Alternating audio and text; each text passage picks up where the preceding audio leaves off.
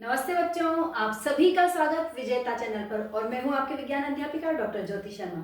तो बच्चों, हम पढ़ते पढ़ते अब लगभग लास्ट की तरफ आ रहे हैं हमारे सिलेबस के।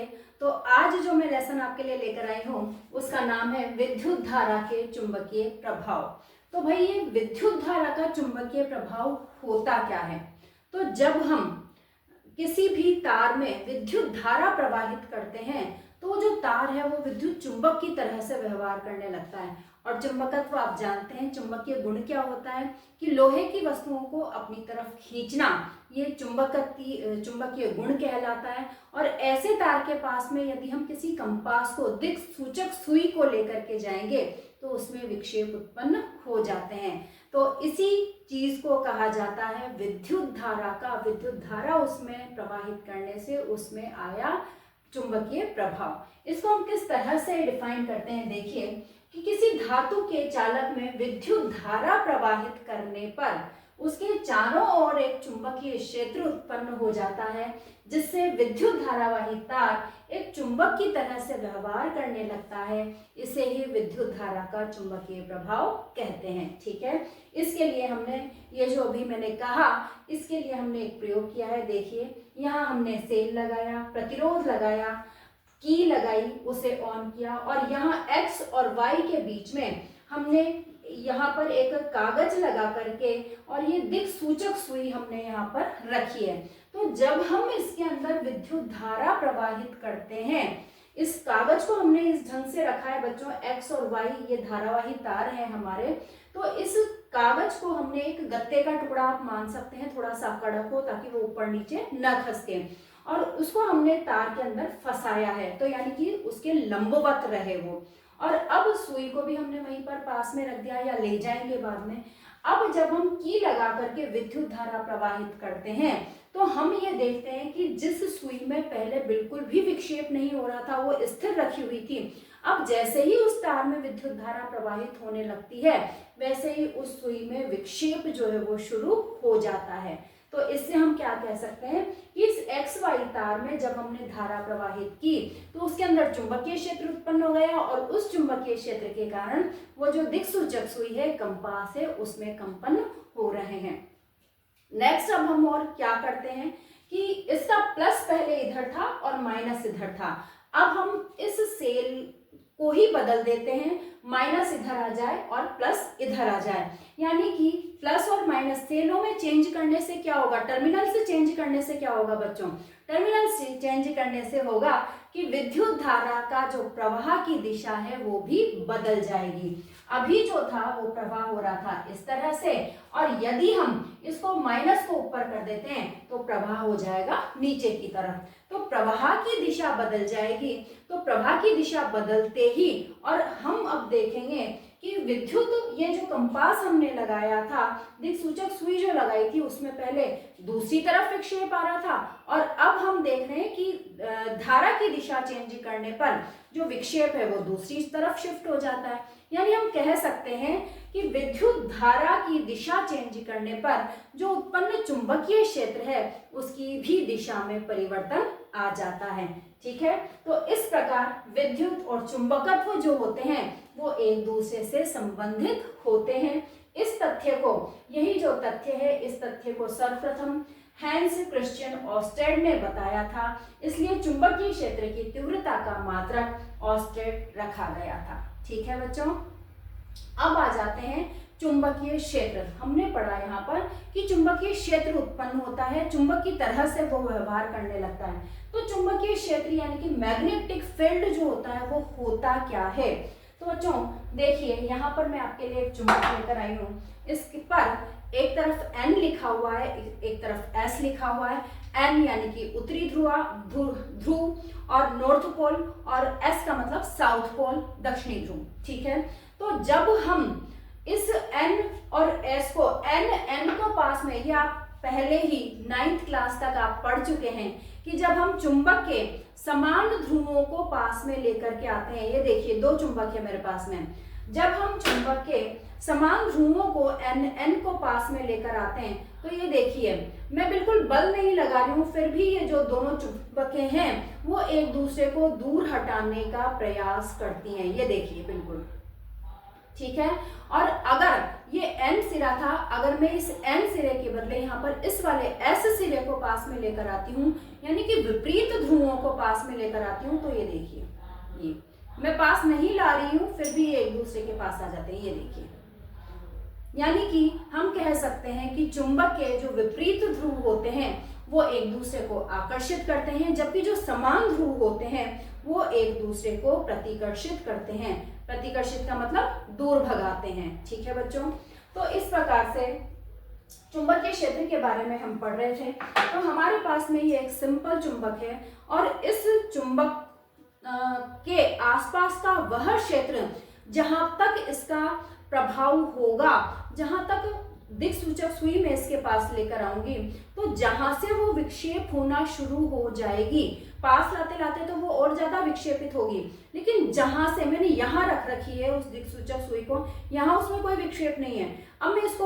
उस सुई को पास लाती जा रही हूँ, पास लाती जा रही हूँ। अब मैं देखती हूँ कि यहाँ पर आते आते उसके अंदर थोड़ा सा प्रभाव जो है, हिलना उसका जो है वो शुरू होता है, और जैसे जैसे मैं इसके पास लाती जाती हूँ वैसे वैसे चुंबकीय जो सुई थी, वो दिक्सूचक सुई जो थी, उसके अंदर विक्षेप बढ़ता जाता है। यानी हम कह सकते हैं कि चुंबकीय क्षेत्र क्या है कि वह क्षेत्र जहां तक चुंबक अपना प्रभाव दर्शाती है, वह क्षेत्र चुंबकीय क्षेत्र, मैग्नेटिक फील्ड कहलाता है। और ये अदृश्य क्षेत्र होता है जहां तक कि चुंबक का प्रभाव होता है। तो यह ऐसा अदृश्य क्षेत्र है जो किसी चुंबक या प्रवाहित धारावाही तार या चुंबकीय पदार्थ के चारों ओर उत्पन्न होता है। यानी किसी चुंबक के चारों ओर उत्पन्न हो सकता है। प्रवाहित धारावाही तार, किसी तार में विद्युत धारा प्रवाहित हो रही है तो उसके चारों ओर उत्पन्न हो जाएगा, या फिर कोई चुंबकीय पदार्थ है उसके चारों ओर ये उत्पन्न होता है। तो चुंबकीय क्षेत्र जो होता है वो किसी चुंबक के, प्रवाहित धारावाही तार के या चुंबकीय पदार्थ के चारों ओर उत्पन्न होता है और उस क्षेत्र में चुंबकीय बल की क्रिया को दर्शाता है। यानी ये दर्शाता है कि यहाँ तक चुंबकीय बल जो है वो स्थित है, चुंबकीय बल का क्षेत्र यहाँ तक उपस्थित है। चुंबकीय क्षेत्र का जो एसआई मात्रक है उसे टेस्ला कहते हैं, और चुंबकीय क्षेत्र को चुंबकीय बल रेखाओं के माध्यम से दर्शाया जाता है।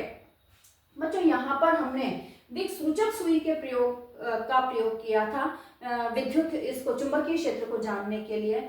इसी प्रयोग को यदि हम दोबारा से दोहराएं तो हमारा जो नमक छिड़कने वाला जो आता है, छेदों वाला नमक छिद्रावक जिसको कहा जाता है, उसके अंदर हम लोहे का चूर्ण भर लेते हैं और इसके ऊपर अभी की हटा करके उसके ऊपर बराबर से हम इस गत्ते के ऊपर उस लोहे के चूर्ण को फैला देते हैं, और अब हम विद्युत धारा इसमें प्रवाहित करते हैं की को लगा करके। तो हम ये देखते हैं कि जो लोहे का चूर्ण हमने सारी तरफ पूरा बराबर फैलाया था वो रेखाओं में व्यवस्थित हो गया है। हमें रेखाएं दिखने लगी हैं, बंद वक्र दिखने लगे हैं वहां पर इस तार के चारों तरफ। तो वो क्या होती हैं? तो वो होती हैं कि चुंबकीय क्षेत्र जहां तक भी था तो उस चुंबकीय क्षेत्र को चुंबकीय बल रेखाओं के माध्यम से दर्शाया जाता है। यानी उस क्षेत्र में चुंबकीय बल रेखाएं जो है वो विद्युत धारा के प्रवाह की वजह से उत्पन्न हो गई हैं, और वो जो लोहे का चूर्ण है वो उसी तरह से चुंबकीय बल रेखाओं के द्वारा ही हम उनको प्रदर्शित, उस चूर्ण के माध्यम से चुंबकीय बल रेखाओं को हम प्रदर्शित कर सकते हैं। ठीक है, तो अब है क्या चुंबकीय बल रेखाएं, क्या गुण है उनके, यानी मैग्नेटिक फील्ड लाइंस। तो ये कल्पित रेखाएं होती हैं, वास्तविक नहीं होती, हमारी कल्पना ही है ये। तो ये कल्पित रेखाएं होती हैं जिनका प्रयोग चुंबक के चारों ओर उस क्षेत्र को दर्शाने के लिए किया जाता है जहां तक चुंबकीय प्रभाव मौजूद होता है। चुंबकीय प्रभाव हटते ही चुंबकीय बल रेखाएं भी बनना बंद हो जाएंगी। चुंबकीय बल रेखाएं कभी भी एक दूसरे को नहीं काटती। क्यों नहीं काटती बच्चों? ये वाला क्वेश्चन आपसे एग्जाम में पूछा जा सकता है कि चुंबकीय बल रेखाएं कभी भी एक दूसरे को प्रतिच्छेदित नहीं करती, क्यों? तो यदि वो एक दूसरे को प्रतिच्छेदित करती तो भाई वहां पर जो चुंबकीय बल क्षेत्र का मान था, चुंबकीय बल है, उसकी दिशा जो है वो विपरीत हो जाती, और चुंबकीय बल की जो दिशा है वो एक पॉइंट पर एक ही रहती है, अलग अलग नहीं होती। तो जब चुंबकीय बल की जो दिशा है वो एक ही है, तो किसी पॉइंट पर हम उसको अलग अलग कैसे मान सकते हैं? यानी अलग अलग हुई तो चुंबकीय बल रेखाएं अलग अलग होती, लेकिन चुंबकीय बल क्षेत्र जो है वो एक पॉइंट पर हमेशा एक ही रहता है। इस वजह से जो चुंबकीय बल रेखाएं निकल रही हैं उससे उनकी भी दिशा एक ही होती है, और इस वजह से वो एक दूसरे को कभी भी नहीं काटती। चुंबकीय प्रभाव, चुंबकीय बल रेखाएं कभी एक दूसरे को नहीं काटती। इनकी दिशा चुंबक के बाहर की यदि हम बात करें तो ये उत्तर दिशा से निकलती हुई दक्षिण दिशा की तरफ प्रवाहित होती है, दक्षिण दिशा की ओर जाती हैं। लेकिन यदि हम चुंबक के अंदर की बात करें तो चुंबक के अंदर ये दक्षिणी ध्रुव से उत्तरी ध्रुव की ओर जाती हैं, और ये एक बंद वक्र का निर्माण करती हैं।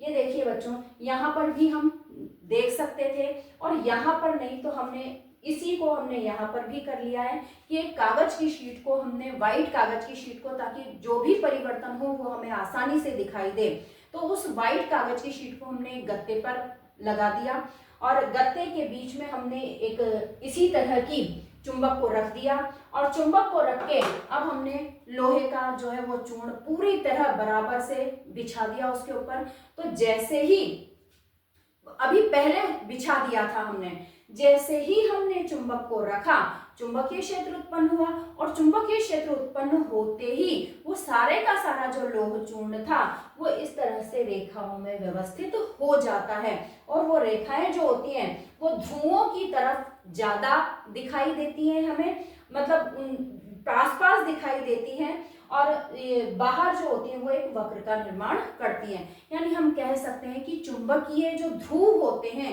उन पर चुंबकीय क्षेत्र काफी ज्यादा होता है, इसलिए वो जो रेखाएं होती हैं वो पास पास आ जाती हैं। जबकि जैसे जैसे चुंबकीय क्षेत्र बढ़ता जाता है, कम होता जाता है, वैसे वैसे चुंबकीय लाइनें जो होती हैं वो दूर होती जाती हैं एक दूसरे से। ठीक है, तो ये देखिए ध्रुवों पर आप इनकी जो संख्या है वो ज्यादा देख सकते हैं। तो इस तरह से जहां तक चुंबकीय क्षेत्र रहता है, अपना प्रभाव दर्शाता है, वहां तक चुंबकीय बल रेखाएं अपने आप को निरूपित कर लेती हैं। इसी प्रकार से हम चाहें तो हम भी चुंबकीय बल रेखाओं को बना सकते हैं। कैसे, देखिए ये एक मैंने चुंबक यहाँ पर लिया, आपकी बुक में लिया हुआ है, तो एन और एस उत्तरी ध्रुव इधर है और साउथ पोल जो है वो इधर है। अब हम एक दिक्सूचक सुई को, छोटी सी दिक्सूचक सुई को, कंपास को यहाँ पर इसके पास में लेकर आते हैं, तो आपको पता है कि जो चुंबकीय क्षेत्र होता है उसमें नॉर्थ जो पोल होता है वो गति करता है। तो जैसे ही चुंबकीय सुई को हम लेकर के आएंगे तो नॉर्थ वाली जो दिशा है उधर की तरफ वो हो जाएगा। इस तरह से हम इसको बढ़ाते बढ़ाते दूसरी तरफ पॉइंट्स लगाते लगाते इसको, जिधर भी वो नॉर्थ की तरफ शो करेगी उधर पॉइंट्स लगाते लगाते हम इसको आगे से आगे बढ़ाते जाएंगे। जितना भी इसके अंदर विक्षेप होगा आगे से आगे बढ़ाते हुए हम ये देखेंगे कि ये एक बंद वक्र का निर्माण कर लेती है, और यहाँ पर एन पर आकर ये समाप्त हो जाती है।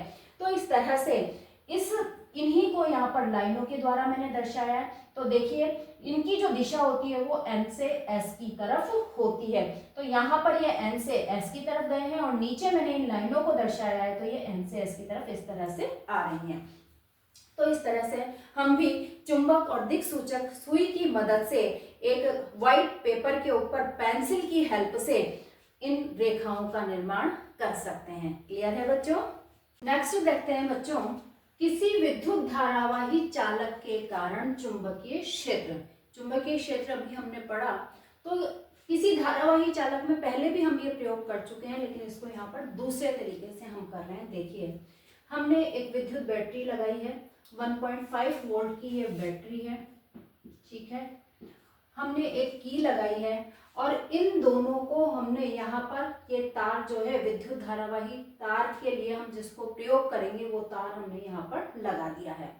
अब इस तार के बिल्कुल समांतर रूप से हम इस सुई को रखते हैं कि जो एन है वो ऊपर रहे और एस जो है वो नीचे रहे, यानी कि तार में विद्युत इस तरह से जो दिक्सूचक सुई है उसका जो एन है वो ऊपर की तरफ शो हो रहा है, और इसी तरह से समांतर रूप से हमने उस तार को रखा है। ये वाला जो तार है 2 पॉइंट्स के बीच में, ठीक है। अब जैसे ही हम की को लगाते हैं और हमारा विद्युत परिपथ पूर्ण होता है। बच्चों आपको पता है कि हमारे एन जो है, एन दिशा नॉर्थ दिशा, उत्तरी दिशा जो है वो ऊपर की तरफ मानी जाती है, साउथ दिशा नीचे की तरफ। इसी तरह से ये पूर्व दिशा है और ये पश्चिम दिशा है। तो अब देखते हैं हम, जो धारा प्रवाहित हो रही है वो इस ढंग से धारा प्रवाहित हो रही है और इस तार में उत्तर से दक्षिण की तरफ ये धारा प्रवाहित हो रही है। ठीक है, दिख रहा होगा आपको कि इस तार में किस ढंग से धारा प्रवाहित हो रही है, उत्तर से दक्षिण की तरफ, ऊपर से नीचे की तरफ ये धारा प्रवाहित हो रही है। तो जब इस ढंग से धारा प्रवाहित होती है तो जो सुई पहले उसके समांतर रखी हुई थी उसके अंदर तुरंत विक्षेप आता है और वो सुई जो है वो ईस्ट दिशा की तरफ, पूर्वी दिशा की तरफ मुड़ जाती है। दिख रहा होगा आपको चित्र में। ठीक है बच्चों, यानी जब उत्तर से दक्षिण की तरफ धारा प्रवाहित हो रही है तो ये सुई सीधे से होकर के और ये पूर्व दिशा की तरफ मुड़ जाती है, इसके अंदर विक्षेप हो जाता है। अब हम क्या करते हैं, जैसे हमने पहले भी किया था कि इस सेल को हम चेंज कर देते हैं, माइनस वाला सिरा इधर लगा देते हैं, प्लस वाला सिरा इधर लगा देते हैं। ये देखिए हमने माइनस वाला सिरा इधर लगा दिया और प्लस वाला सिरा इधर लगा दिया। अब जो धारा प्रवाहित हो रही है वो प्लस से माइनस की तरफ होगी, तो इस तरह से धारा प्रवाहित हो रही है। तो इस तरह से का मतलब क्या हो गया कि जो धारा प्रवाहित हो रही है वो साउथ से नॉर्थ की तरफ हो रही है, नीचे से ऊपर की तरफ। पहले हो रही थी ऊपर से नीचे की तरफ, अब हो रही है दक्षिणी ध्रुव से उत्तरी ध्रुव की तरफ, उत्तर दिशा की तरफ। तो हमारी जो दिक्सूचक सुई है पहले तो वो पूर्व की तरफ मुड़ी थी, लेकिन अब हम देखते हैं कि उसकी जैसे ही धारा की दिशा चेंज हुई वैसे ही उसके विक्षेपण की दिशा भी चेंज हो जाती है। वो पूर्व में न मुड़कर पश्चिम की तरफ, ये पश्चिम दिशा है तो पहले वो पूर्व में मुड़ी थी, अब वो पश्चिम में मुड़ जाती है। तो अब ये देखिए वो पश्चिम की तरफ मुड़ जाती है। तो इस तरह से हम क्या कह सकते हैं कि जैसे ही उस धारावाही चालक में हमने धारा की दिशा चेंज की वैसे ही जो विद्युत क्षेत्र था उसकी भी दिशा चेंज हो गई और विद्युत क्षेत्र की दिशा जो है वो हमें नॉर्थ सिरे से, दिक्सूचक सुई का जो नॉर्थ सिरा होता है उससे हमें ये पता चलता है। तो हम क्या कह सकते हैं कि यदि विद्युत धारा उत्तर से दक्षिण की ओर प्रवाहित हो रही हो तो दिक्सूची का उत्तरी ध्रुव पूर्व की तरफ विक्षेपित होता है और यदि विद्युत धारा की दिशा दक्षिण से उत्तर की तरफ कर दी जाए तो दिक्सूची का विक्षेप भी विपरीत पश्चिम दिशा में हो जाता है। अर्थात चुंबकीय क्षेत्र की दिशा धारावाही चालक में विद्युत प्रवाह की दिशा पर निर्भर करती है।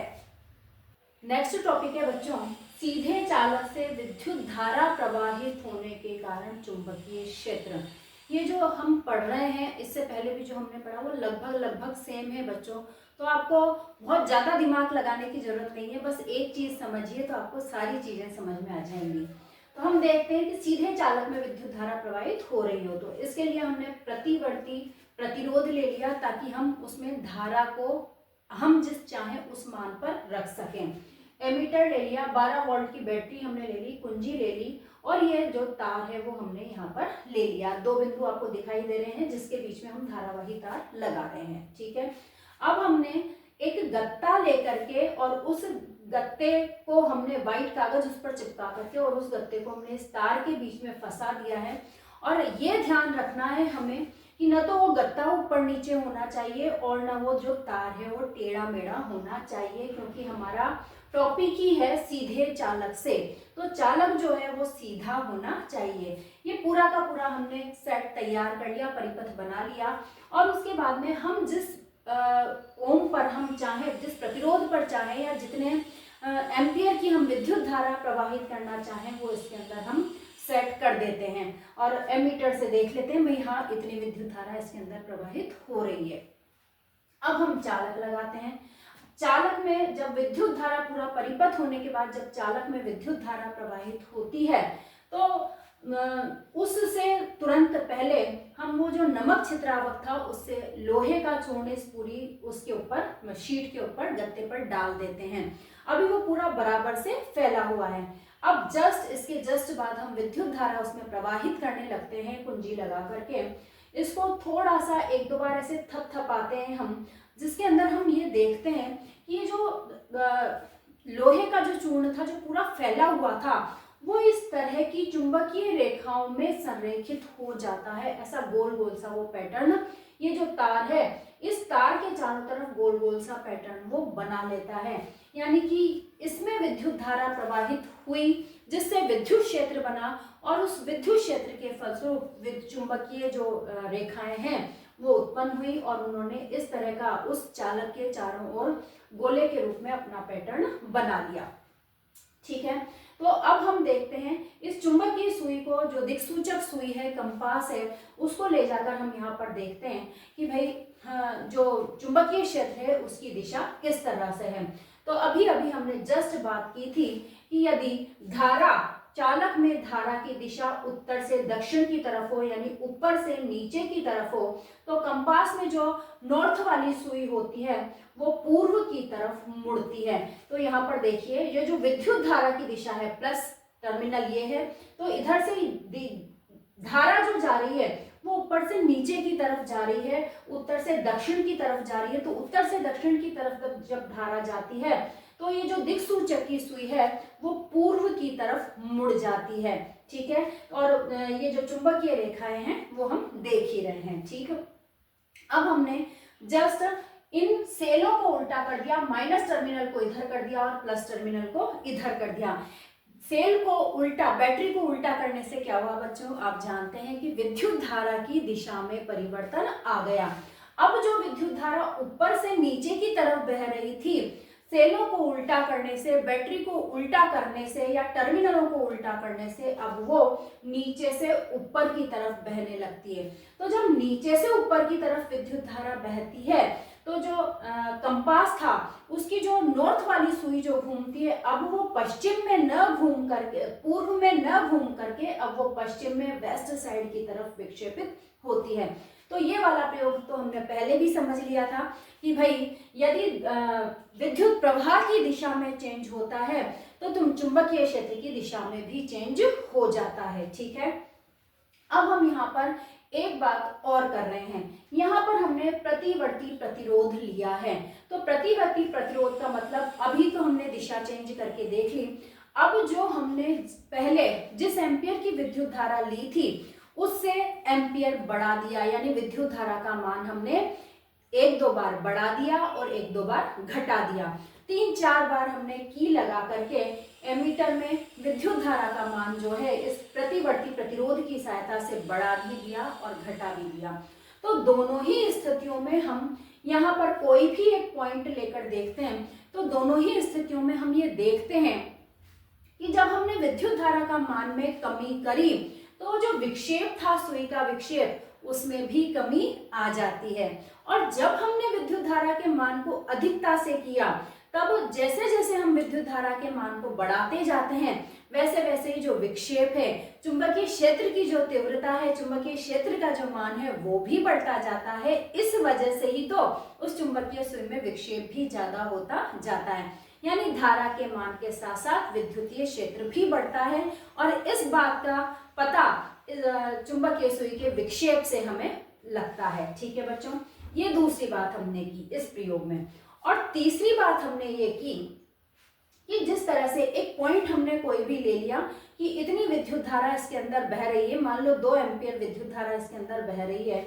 अब हम ये P पॉइंट देखिए और ये Q पॉइंट देखिए, दोनों पॉइंट्स पर, यानी कि मैं बिल्कुल पास, तार के बिल्कुल पास दिक्सूचक सुई को लेकर के जाती हूँ और उसका विक्षेप नोट करती हूँ। और मैं सबसे बाहर वाले जो गोला था, चुंबकीय क्षेत्र जो दिख रहा था मुझे, रेखा जो दिख रही थी, उस पर मैं एक पॉइंट पर Q बिंदु मैंने लिया है, यहाँ पर भी मैं इसको लेकर के आती हूँ।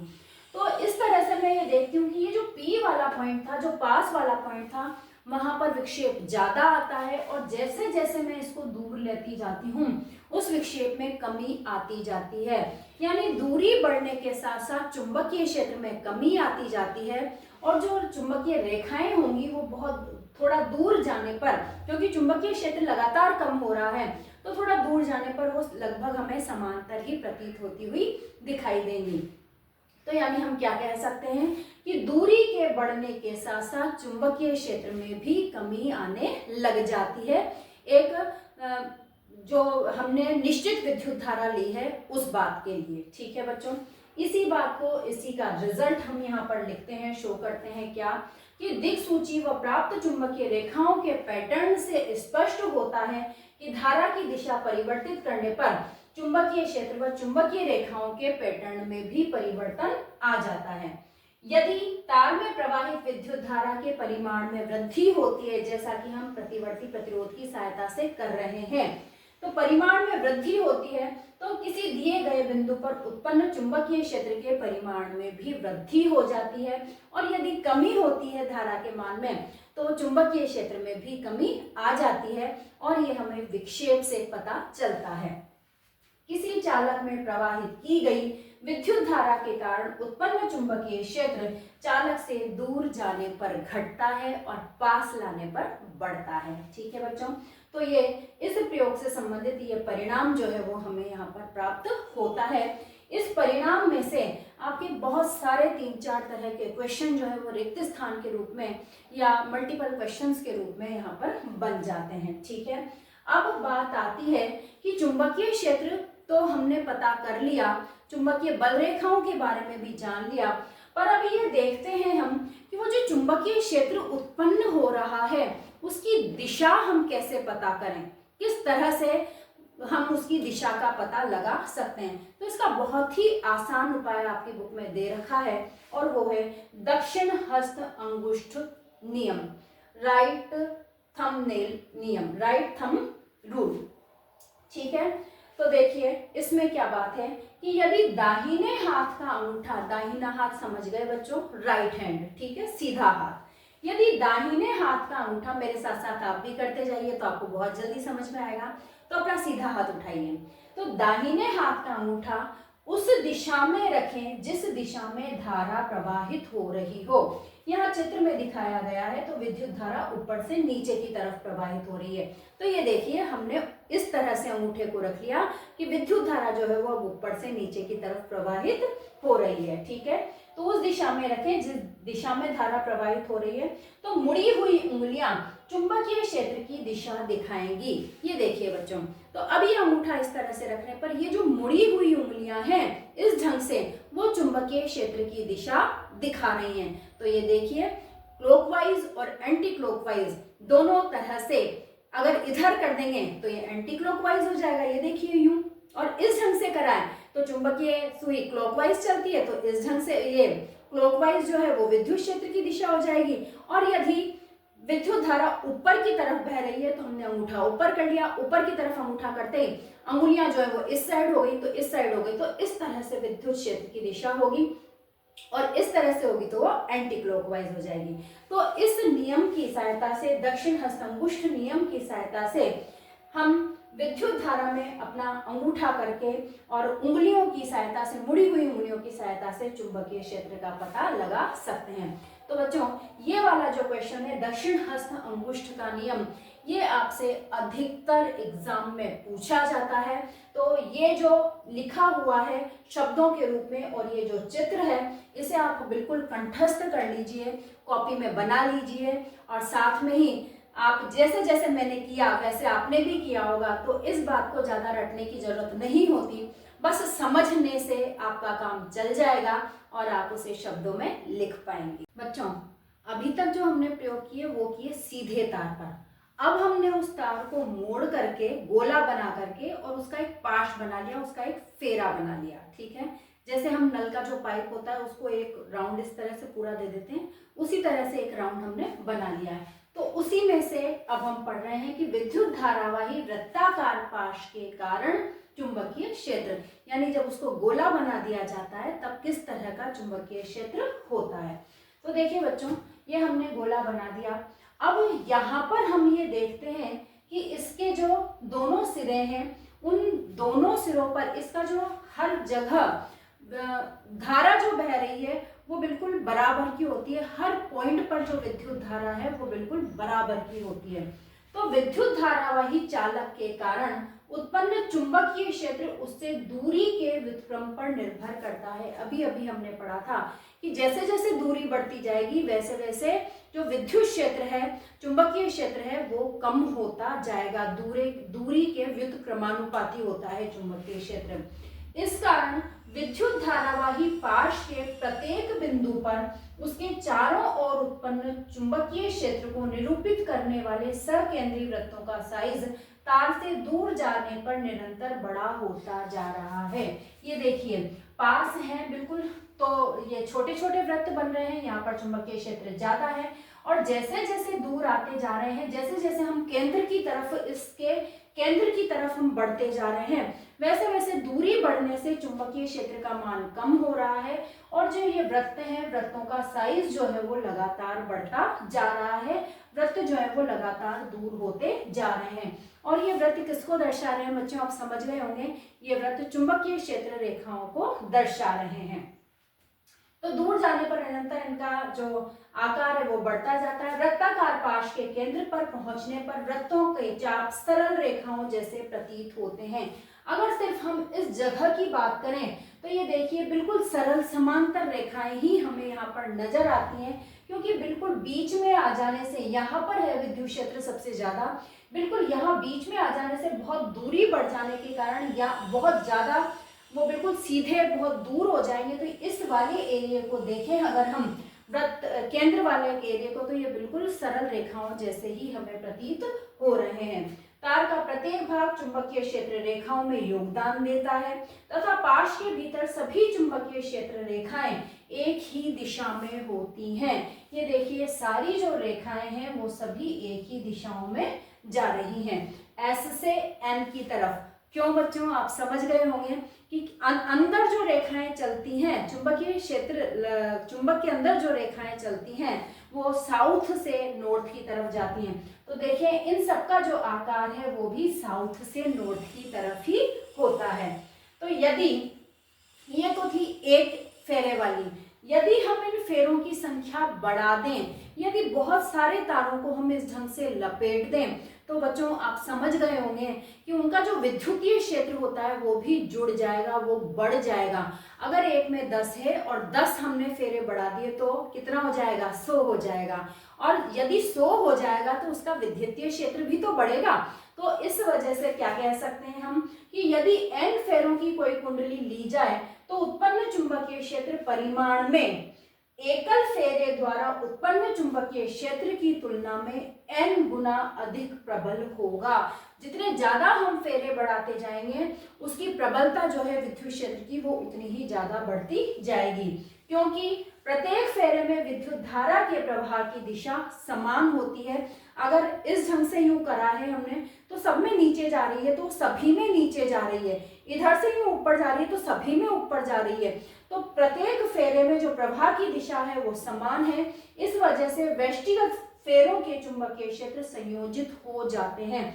10 इधर पूरा 10 यूं होगा और 10 ही यूं होगा, तो इधर के जो व्यष्टिगत 10 का जो टोटल है वो जुड़ जाएगा। एक का 10 है तो 10 का 100 हो जाएगा।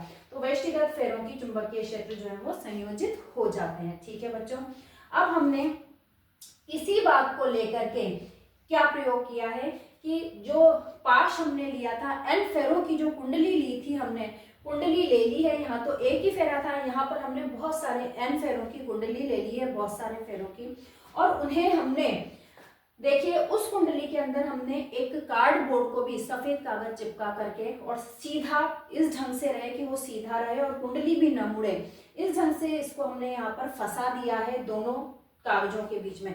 इस तरह की थी तो यहाँ पर हमने यूं कागज को, उसको कार्डबोर्ड को फंसा दिया है, और साथ में ही हमने ये बैटरी लगा दी है और कुंजी लगा दी है ताकि इसमें विद्युत धारा प्रवाहित हो सके।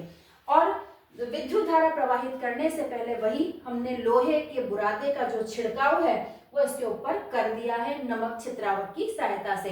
क्यों उस नमक छिद्रावक को लेते हैं, अगर हम हाथ से डालते हैं तो कहीं पर ज्यादा और कहीं पर कम डलेगा, लेकिन अगर हम नमक छिद्रावक की सहायता से डालते हैं तो सभी जगह पर बराबर छिड़काव हो जाएगा। तो इस तरह से हमने छिड़काव कर दिया और अब हम की को लगा करके परिपथ पूर्ण करते हैं और विद्युत धारा को प्रवाहित करते हैं। और विद्युत धारा को प्रवाहित करने के बाद आपको क्या करना है, एक दो बार इस पर ठपठपी लगानी है, उंगली से उसको थपक मारना है हल्का सा। तो जैसे ही हम एक दो बार उंगली से इस ढंग से कर देते हैं, थपथपा देते हैं उस कार्डबोर्ड को, वैसे ही हम देखते हैं कि वो जो सारा बराबर में फैला हुआ था, वो जो लौह चूर्ण है वो थोड़ा सा तो जो है वो इधर की तरफ रेखाओं के रूप में संयोजित हो जाता है और थोड़ा सा जो है वो इधर की तरफ रेखाओं में संयोजित हो जाता है। और हम ये देखते हैं कि दोनों तरफ जो रेखाएं बनती हैं, चुंबकीय क्षेत्र रेखाएं जो दोनों तरफ बनती हैं, उन दोनों के पैटर्न में अंतर होता है। बच्चों बता सकते हैं कि ये अंतर क्यों होता है?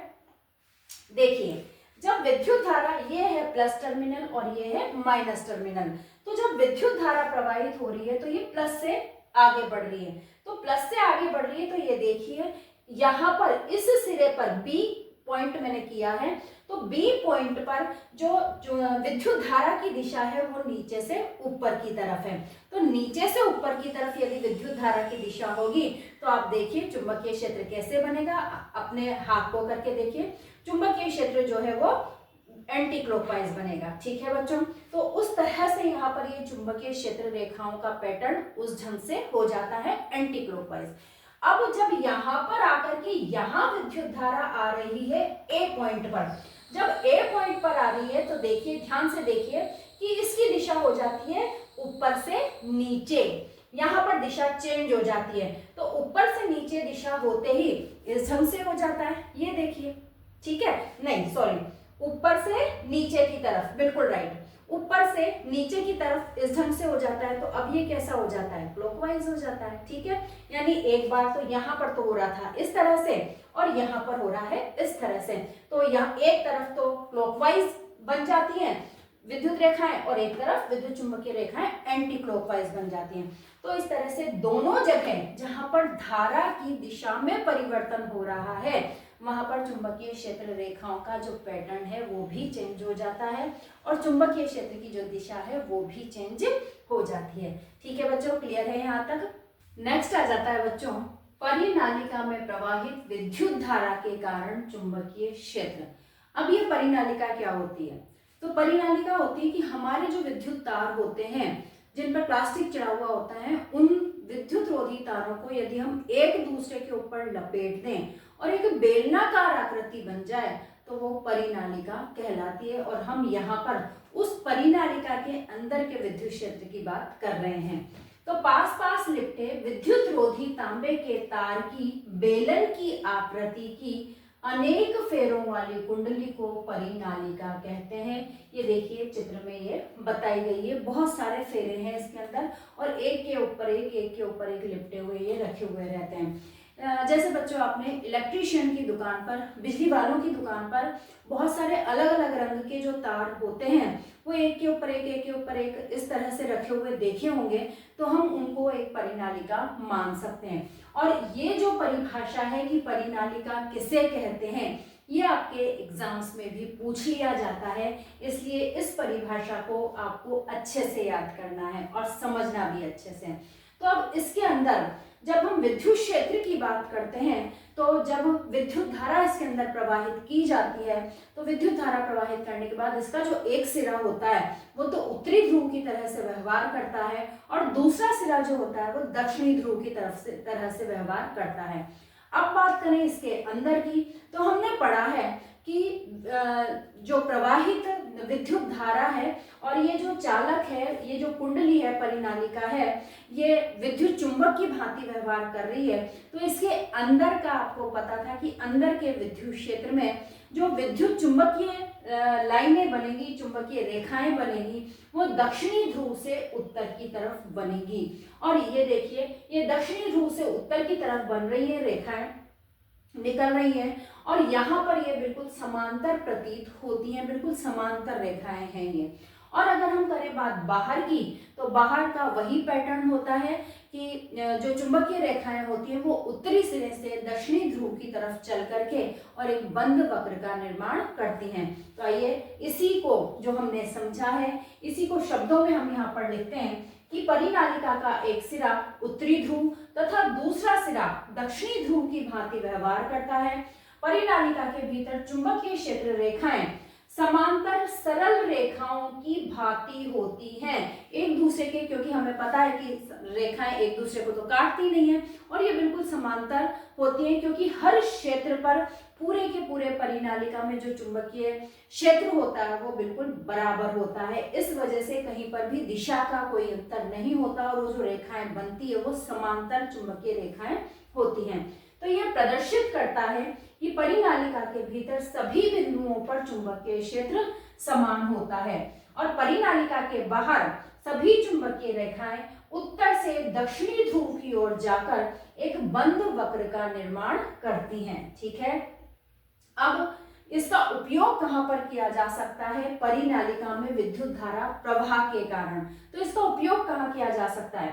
तो परिनालिका के भीतर उत्पन्न प्रबल चुंबकीय क्षेत्र का उपयोग किसी चुंबकीय पदार्थ जैसे नर्म लोहे को परिनालिका के भीतर रखकर चुंबक बनाने में किया जा सकता है। इस प्रकार बने चुंबक को विद्युत चुंबक कहते हैं। ये देखिए बच्चों, यहाँ पर ये परिनालिका जो है वो इसके अंदर यहाँ पर रख दी गई है और विद्युत धारा इसमें प्रवाहित करते हैं, तो इसके अंदर विद्युतीय चुंबक जो गुण होते हैं वो आ जाते हैं और वो चुंबकीय गुण जो होता है वो बहुत तीव्र हो जाता है। इसी का उपयोग करके क्रेन से कई सारी जो कारें गिर जाती हैं खाई में, नीचे गड्ढों में गिर जाती है, उनको उठाने के लिए इसका उपयोग किया जाता है। इसके अलावा हमारी जो डोरबेल होती है उसमें भी विद्युत चुंबक का उपयोग किया जाता है। और आप अपने दैनिक जीवन में सोच कर देखिए कि कहाँ पर इस विद्युत चुंबक का उपयोग हम कर सकते हैं। तो इस तरह से ये विद्युत चुंबक वाला जो क्वेश्चन है कि विद्युत चुंबक क्या होती है, तो किसी भी लोहे के क्रोड को चुंबकीय क्षेत्र में रखकर उसके अंदर चुंबकीय गुण उत्पन्न किए जा सकते हैं और इस प्रकार बनी जो चुंबक है वो विद्युत चुंबक कहलाती है। और जैसे ही करंट का बहना बंद हो जाएगा, यानी विद्युत धारा बहनी बंद हो जाएगी, उसके कुछ क्षण बाद ही वो जो चुंबकत्व का गुण है वो समाप्त हो जाएगा। यानी ये जो विद्युत चुंबक होती है ये अस्थायी तौर पर बनती है, लेकिन जब बनती है तो इसके अंदर बहुत ज्यादा चुंबकीय गुण आ जाते हैं, बहुत प्रबल विद्युत चुंबक उत्पन्न होती है। आगे चलते हैं बच्चों, नेक्स्ट टॉपिक है चुंबकीय क्षेत्र में किसी विद्युत धारावाही चालक पर बल। जो विद्युत धारावाही चालक है वो भी कोई बल का अनुभव करता है या नहीं करता, ये हमें पता लगाना है। तो किसी चालक में प्रवाहित विद्युत धारा चुंबकीय क्षेत्र उत्पन्न करती है, ये हमने अभी अभी पढ़ा और बहुत सारे प्रयोगों के द्वारा समझा। उत्पन्न चुंबकीय क्षेत्र इस चालक के निकट रखे किसी चुंबक पर कोई बल आरोपित करता है, तो चुंबक को भी विद्युत धारावाही चालक पर परिमाण में समान परंतु दिशा में विपरीत बल आरोपित करना चाहिए। ये जो बात है वो आंद्रे मेरी एम्पियर नामक जो वैज्ञानिक थी उन्होंने ये बात बताई।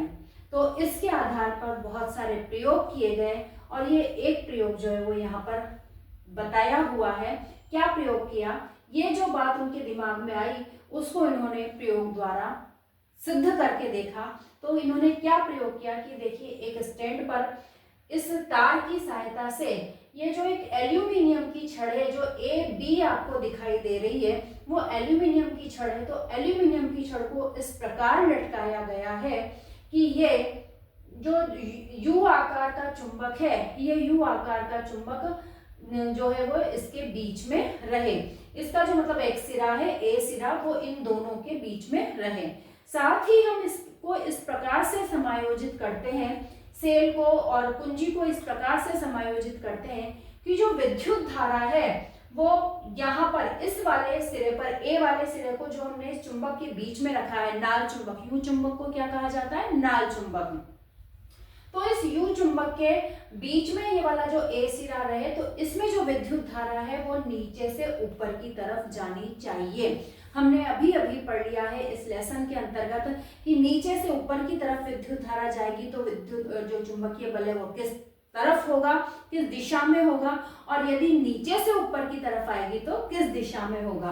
तो हमने इसको इस प्रकार से संयोजित किया है कि इसको बीच में ले लिया और ये सेल को, बैटरी को और कुंजी को इस प्रकार से लगाया है कि जो विद्युत धारा है वो ऊपर की ओर, नीचे से ऊपर की ओर जाए। अब हम कुंजी लगाते हैं और कुंजी लगा करके जैसे ही इस एल्यूमिनियम की छड़ में विद्युत धारा प्रवाहित होती है, वैसे ही जो एल्यूमिनियम की छड़ पहले स्थिर थी वो अब इधर की तरफ एस वाले सिरे की तरफ जो है वो गति करने लग जाती है, विक्षेपित हो जाती है, सरक जाती है।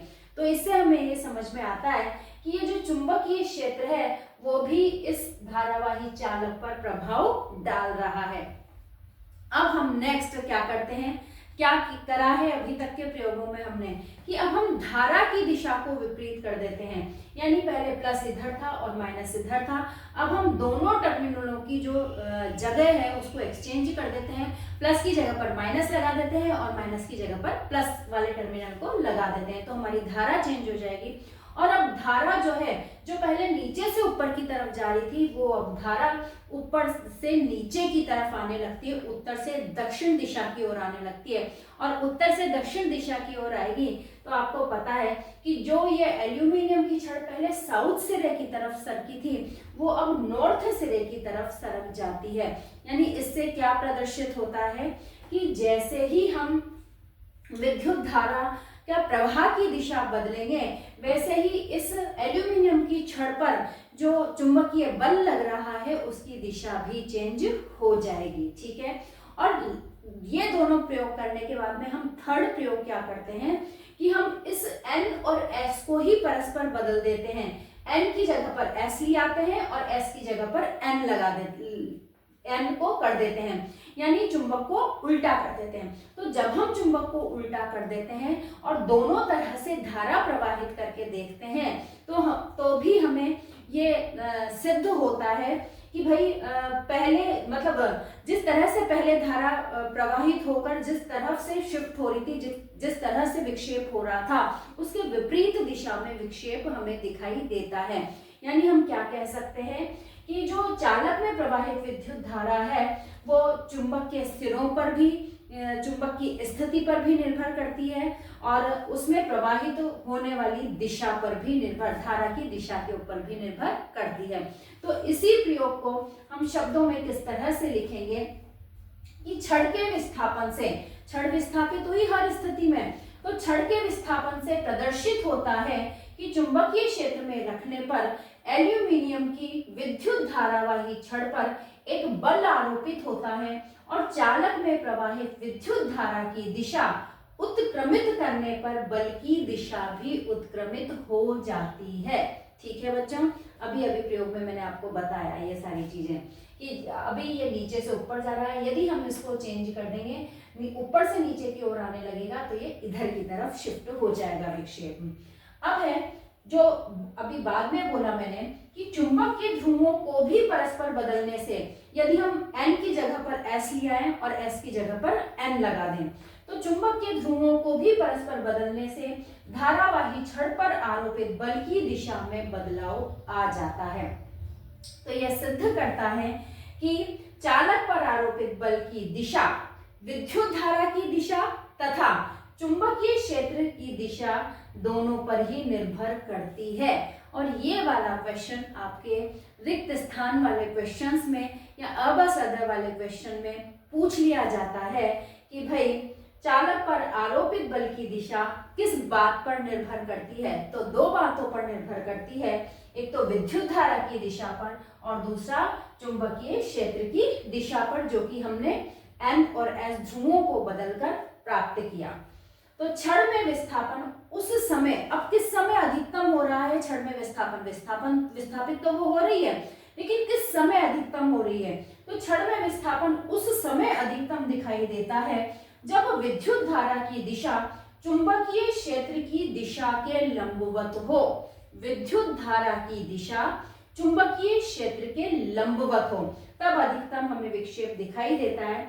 इस स्थिति में चालक पर आरोपित बल की दिशा का पता फ्लेमिंग के वाम हस्त नियम द्वारा लगाया जाता है।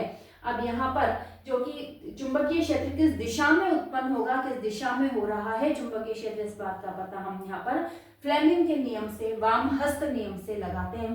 तो फ्लेमिंग का वाम हस्त नियम क्या है बच्चों, कि यदि हम अपने बाएं हाथ की, बाएं हाथ का मतलब लेफ्ट हाथ, उल्टा हाथ, बाएं हाथ की तर्जनी, मध्यमा और अंगूठा, कौन कौन सी, तीन उंगलियां, दो उंगलियां अंगुठियां और एक अंगूठा हमने लिया है कि तर्जनी, मध्यमा का मतलब बीच वाली उंगली और तर्जनी का मतलब अंगूठे के पास वाली उंगली।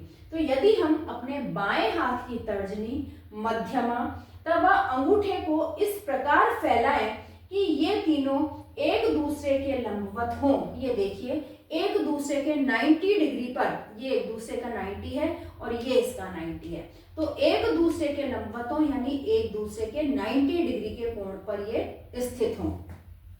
तो एक दूसरे के परस्पर लंबवत हों, तो यदि तर्जनी व चुंबकीय क्षेत्र की दिशा, अब ये जो तर्जनी है वो चुंबकीय क्षेत्र की दिशा बता रही है, मध्यमा जो है वो चालक में विद्युत धारा की दिशा की ओर संकेत करती है, तो ये जो अंगूठा होगा वो चालक की गति की दिशा अथवा चालक पर आरोपित बल की दिशा की ओर संकेत करेगा।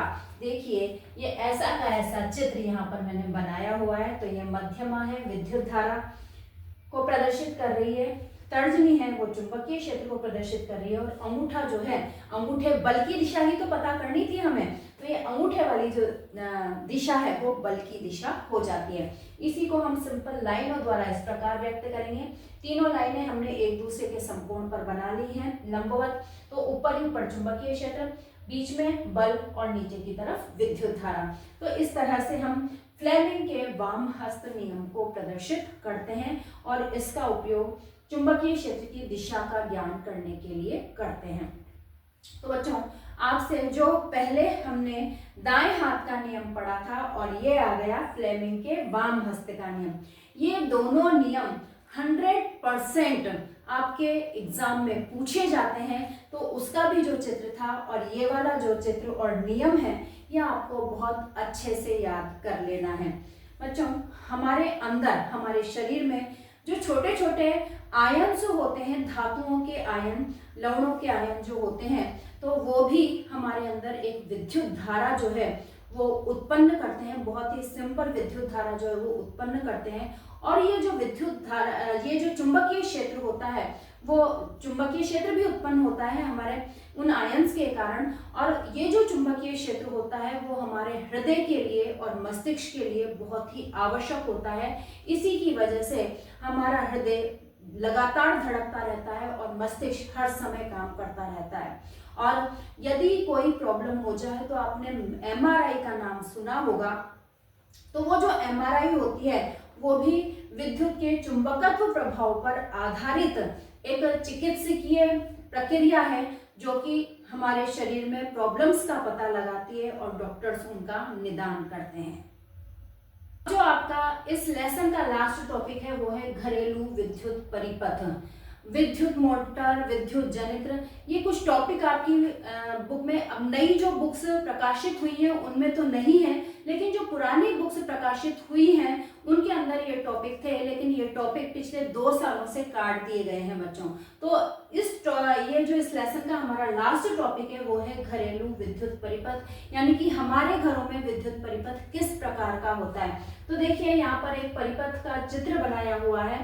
तो घरों में हमारी जो विद्युत शक्ति आती है वो आप देखते होंगे कि जो हमारे घरों के बाहर सड़कों पर खंभे लगे हुए होते हैं, खंभों पर तार लगे हुए होते हैं, उनसे या फिर ये जो नीचे जो केबल लाइनें बिछी हुई होती है पृथ्वी के नीचे, उनसे हमारे घरों तक विद्युत पहुंचती है। तो घरों में विद्युत शक्ति की आपूर्ति जो होती है वो जो मुख्य तार होते हैं वो मेंस भी कहलाते हैं, वहां से हमारे घरों में विद्युत की आपूर्ति होती है। ठीक है, अब ये विद्युत की आपूर्ति, ये देखिए सबसे पहले जब विद्युत आती है तो हमारे घर का जो मेन स्विच बोर्ड होता है बिल्कुल बाहर की तरफ जो लगा हुआ होता है, वहां पर वो जो विद्युत है वो विद्युत प्रदाय बोर्ड के फ्यूज के अंदर से होती हुई आती है। क्यों?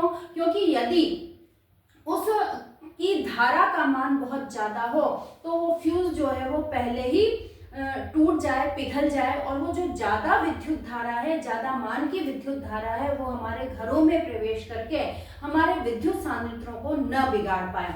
इस वजह से तो पहले ही वो बिल्कुल मानक जो विद्युत धारा हमारे घरों के लिए चाहिए वो पहले ही बोर्ड के फ्यूज में से होती हुई फिर हमारे मीटर के अंदर फिर मीटर के अंदर घुसेगी, वो पहले फ्यूज में से होती हुई।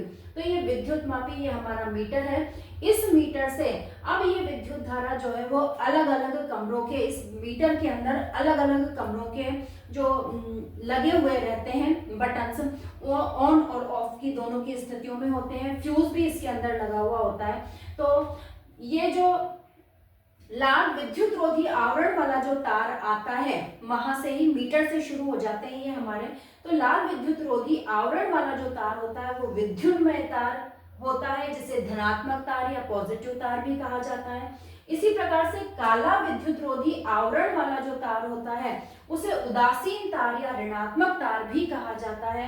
और इसी प्रकार से हरा विद्युत रोधी आवरण वाला जो तार होता है वो भू संपर्कित तार कहलाता है। तो हरे आवरण वाला जो भू संपर्कित तार है वो जिन भी स्विचों में होता है, जिन भी बोर्ड्स के अंदर होता है, वो उसकी जो अतिरिक्त जो बिजली आ जाए पॉजिटिव और नेगेटिव के बीच में, उसे वो पृथ्वी में भेजने का कार्य करता है, जिससे हमारे जो विद्युत सांद्रित्र है वो किसी भी प्रकार की क्षति से बचे रहते हैं।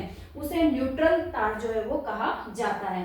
तो इस प्रकार से देखिए ये मीटर है हमारा, और ये वितरण बॉक्स जिसमें मुख्य स्विच एवं प्रत्येक परिपथ के लिए पृथक पृथक फ्यूज लगे हों। यानी किसी भी कमरे में यदि ज्यादा विद्युत धारा जा रही है तो वो फ्यूज वहीं पर ही टूट जाए, पिघल जाए, और आगे उस कमरे तक के जो उपकरण है उनको वो खराब नहीं कर सके।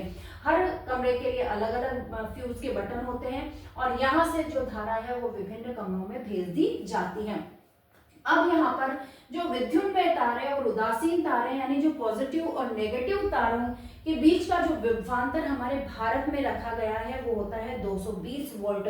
और ये वाला क्वेश्चन आपके पेपर में अधिकतर पूछ लिया जाता है कि हमारे घरों में विद्युत विभवांतर कितना होता है, तो हमारा आंसर होगा 220 वोल्ट होता है। ठीक है बच्चों।